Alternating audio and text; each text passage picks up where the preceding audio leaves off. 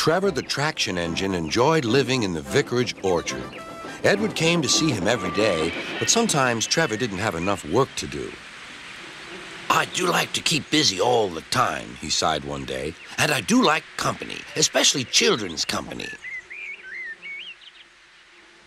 Cheer up, smiled Edward. Sir Topham Hatt has work for you at his new harbor. I'm to take you to meet Thomas today. Oh, exclaimed Trevor happily. A harbor, the seaside, children, that will be lovely.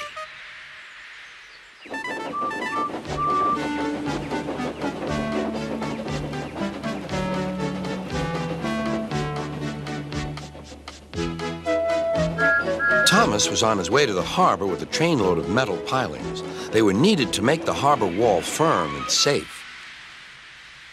Hello, Thomas, said Edward. This is Trevor, a friend of mine. He's a traction engine.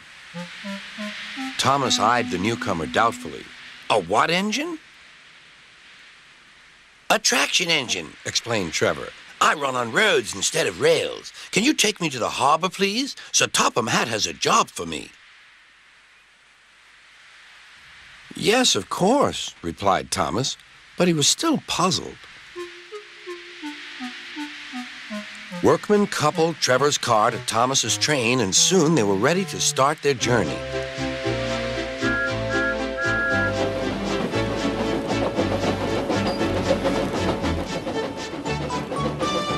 I'm glad Sir Topham Hatt needs me, called Trevor.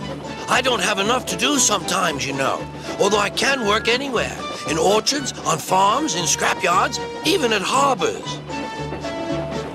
But you don't run on rails, puffed Thomas. I'm a traction engine. I don't need rails to be useful, replied Trevor. You wait and see.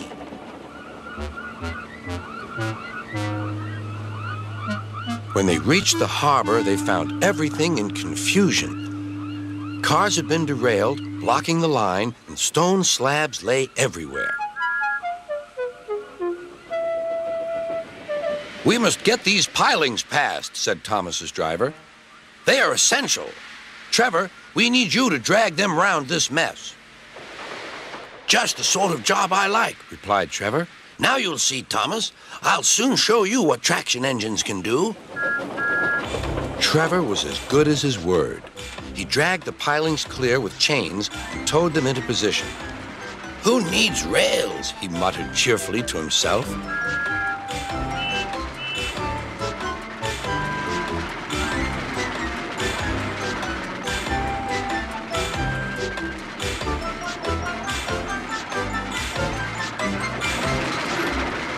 Later, Thomas brought Annie and Clarabelle to visit him. Thomas was most impressed. Now I understand how useful a traction engine can be.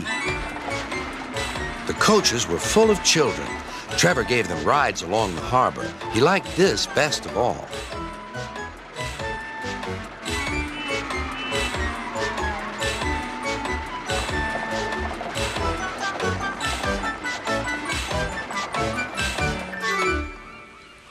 He's very kind, said Annie. He reminds me of Thomas, added Clarabelle. Everyone was sorry when it was time for Trevor to go. Thomas pulled him to the junction. A small tear came into Trevor's eye. Thomas pretended not to see. He whistled gaily to make Trevor happy. I'll come and see you if I can, he promised. The vicar will look after you, and there's plenty of work for you now at the orchard, but we may need you again at the harbor someday. That would be wonderful, said Trevor. That evening, Trevor stood remembering his new friend Thomas, the harbor, and most of all, the children. Then he went happily to sleep in the shed at the bottom of the orchard.